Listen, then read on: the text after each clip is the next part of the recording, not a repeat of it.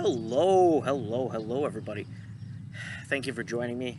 So I'm outside and I'm on the water because it's pretty warm.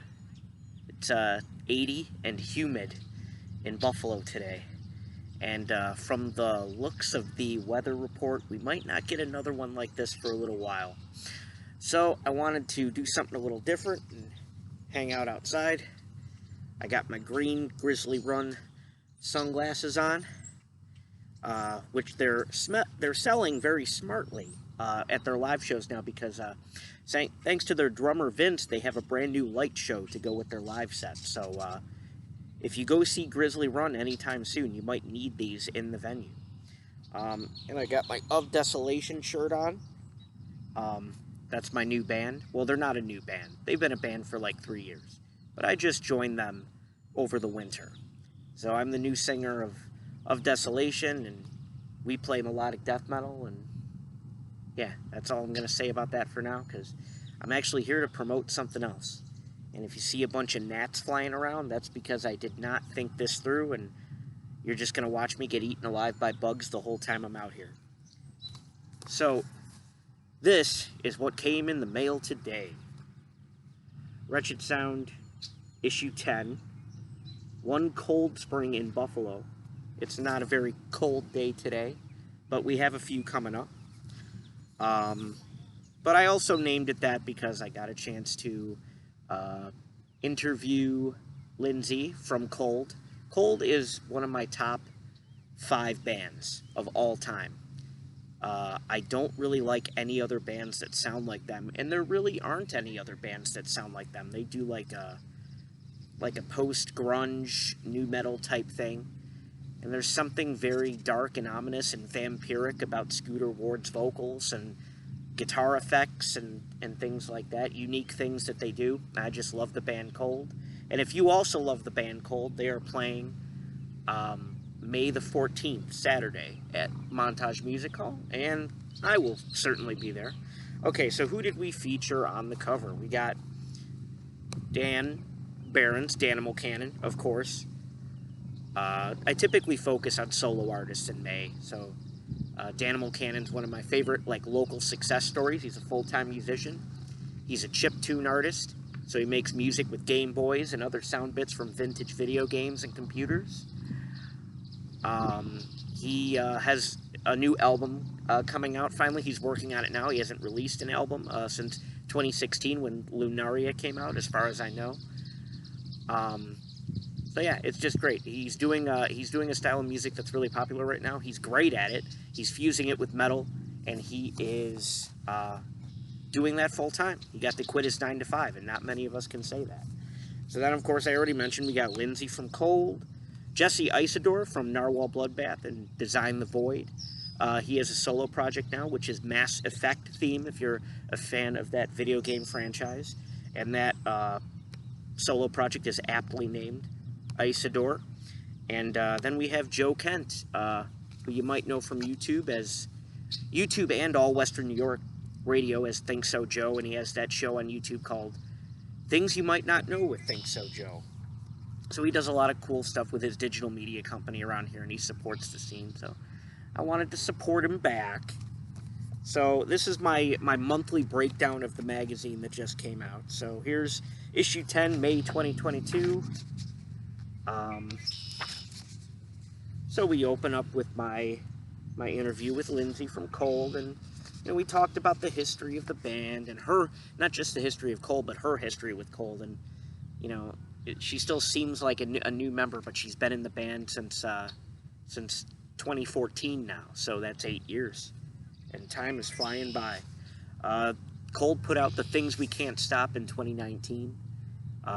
Very special album, a lot of really serious themes like bullying and stuff, and just really emotional songs. And it's very it was really great to finally get some insight on the music and her personal history with the band and how she came to be involved in the band, and just really cool stuff.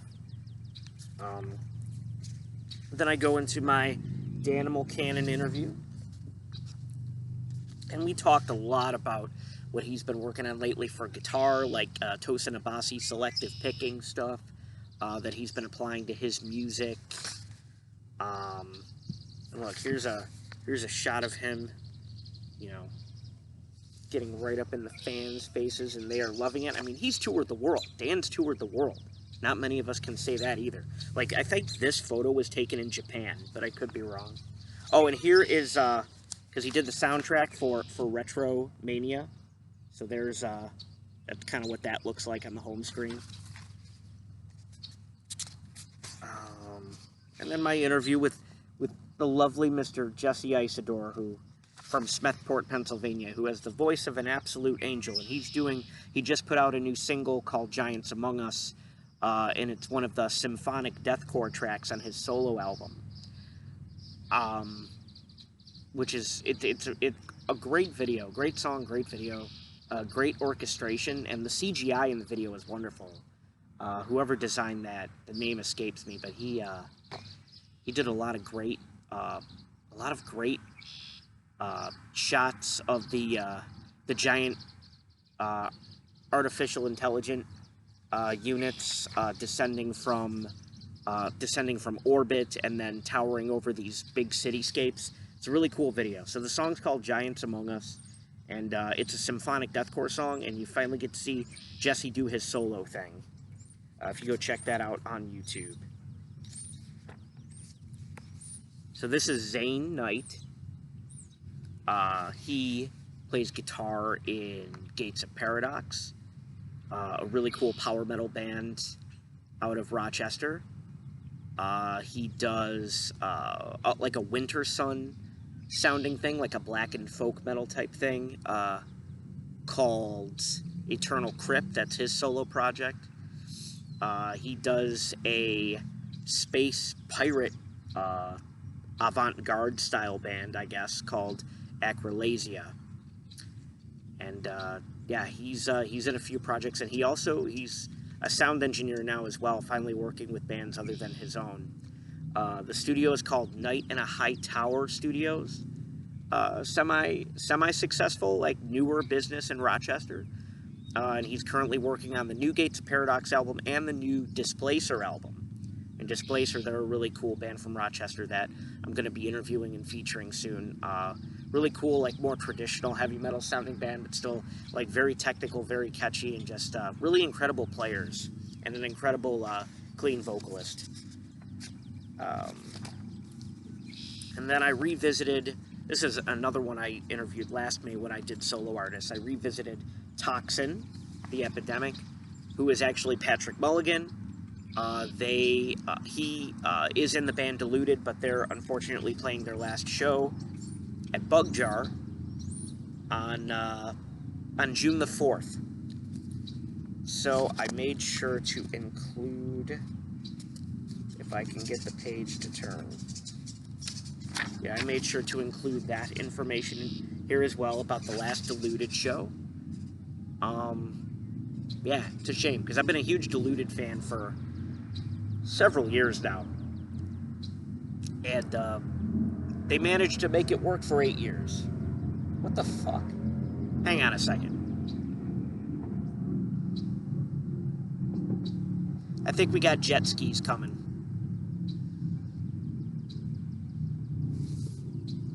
Something's coming. Alright, I don't know. Anyway, so yeah, Toxin, he does like horrorcore, it's called. Like that style of rap, and it's pretty interesting. I mean, I don't usually get into rap or like interview rappers or like mess with that whole genre or anything, but like his lyrics are interesting. He's a really funny guy. That's really what it is. Like, aside from like the friendship bias, he just makes me laugh. So I mean, he'll be focused on that now that Deluded's no longer a thing, and I'm sure he has a new project in the works, and everybody in Deluded seems to have their own thing going now. Fuck, it's going on. Alright. I also want to talk about Deborah Sands of the local business Debbie is Adopted. And Deb is the most noteworthy thing that she is doing is hand painting toilet seats, which might turn some people off at first. But no, I included a lot of fun examples in the issue, like a lot of cool stuff that she's done, and like, yeah, it's not the type of thing that you'd think of right away.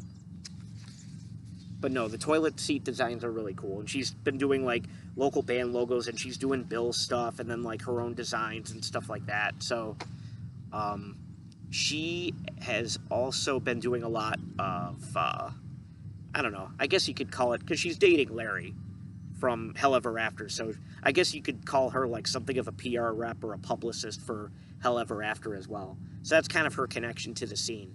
But she's also, you know, she also does a lot of painting, and not just toilet seats, but her business is pretty extensive. You can read all about it in here. But yeah, the main thing I think of when I think of Debbie is Adopted, the business, is the painted toilet seats, and how badly I would love a custom toilet seat from her for my apartment. So the Joe Kent interview. We talked about, if you know Joe, if you've been following him for a while, he does things you might not know. So he covers a broad range of topics, not just music. He also plays guitar in the Living Brain Dead, a local punk band, so we talked about that. We talked a lot about wrestling. He's been doing a lot with, like, Nickel City Wrestling, and I think Empire State, whatever, like, local wrestling organizations are around here. He does that, too, and so we talked about local wrestling, we talked about WrestleMania, we talked about his podcast, his YouTube channel, All Western New York, what bands in the scene he's excited about. Just really cool stuff.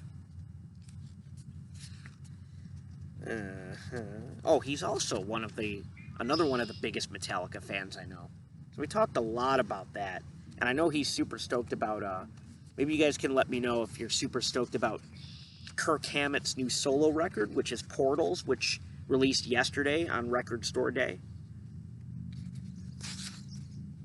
And Erickson Murray, another one of my favorite solo artists and favorite human beings from the scene.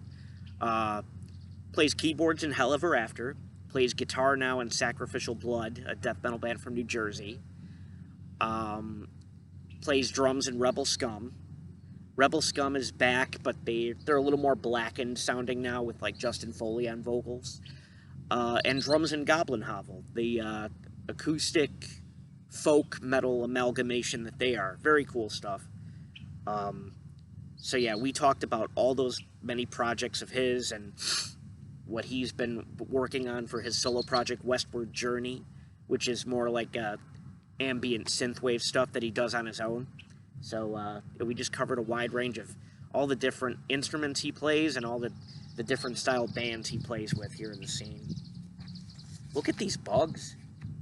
This is either going to make for like the worst video I've ever done or the best. I don't know. I don't know. Alright, so... Corey Coleman, Chernobyl Agency.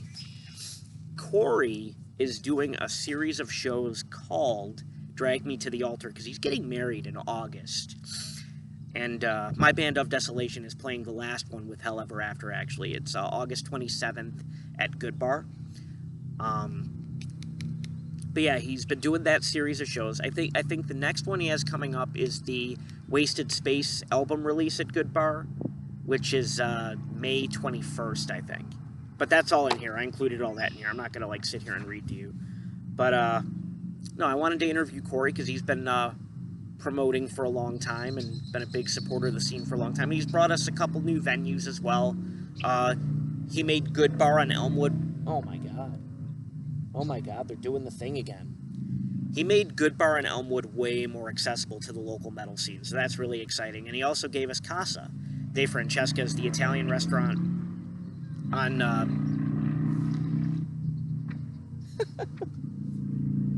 Jesus, I should have picked a better spot, but I'm not starting over. I'm not shutting this off and then going somewhere else and starting over.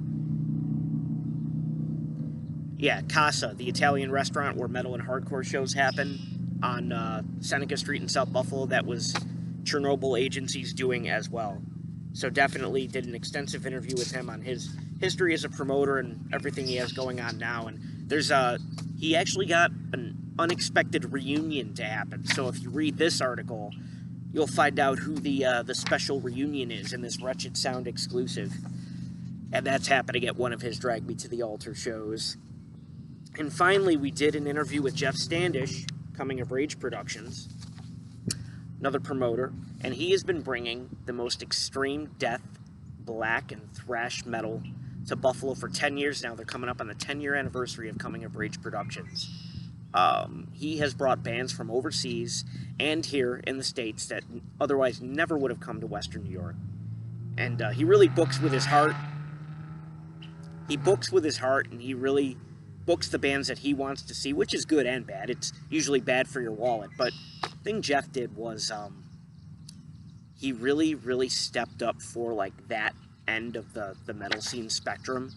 And that's what's so special to me about Coming of Rage, is that, you know, so many shows that people always talked about wanting to see here and then eventually did see here never would have happened if it wasn't for Jeff. So he really stood up for that corner, that end of the metal scene. So that's really cool. So we talked about, in our interview, we talked about the last 10 years for Coming of Rage and the 10-year anniversary show, which is June the 4th. Unfortunately, that's the same day as Deluded's last show. I have to pick one. I think I'm going to go to Rochester. But one cool thing, well, the whole thing is awesome, but one really cool thing about the 10-year anniversary show for Coming of Rage is that Erickson will be playing live guitar for the first time in 3 years at that show. I think the last time Erickson played live guitar was at the Metal Webzine's 4th anniversary. The Metal Webzine was what Wretched Sound used to be called. So the 4th anniversary show, which was March 30th, 2019, at Casa de Francesca's, and he played guitar with Kane, his 3-piece thrash band, that night. I believe that was his last show as a live guitar player. So he's playing live guitar with Sacrificial Blood from New Jersey at Mohawk Place on June the 4th for the Coming of Rage 10-year anniversary show. So that's one really cool aspect about that show. So yeah, then I include like a lot of like Jeff's artwork, because he did the Virus Comics thing for a while. And yeah, here's that flyer for that 10-year anniversary show. I included a bunch of show flyers in here, like not just going with the interviews, but yeah, I also did like May album releases for like bigger bands, and then a couple local releases happening in May. Album releases, what else did I put in here? Yeah, Buffalo Metal Fest is coming up. Buffalo Metal Fest is back.